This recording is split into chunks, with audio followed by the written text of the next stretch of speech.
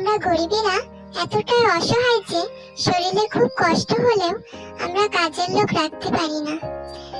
তাই সেই সকল মা ও ভাই বোনদের বলছি, যদি খুব কষ্ট হয় শরীরে কাজ করতে, তাহলে আপনারা পড়ুন 33 বার সুবহানাল্লাহ, 33 বার আলহামদুলিল্লাহ ও 34 বার আল্লাহু আকবার। দেখবেন আল্লাহ আপনার সমস্ত কষ্ট দূর করে দেবেন, শরীরে শান্তি দান করবেন।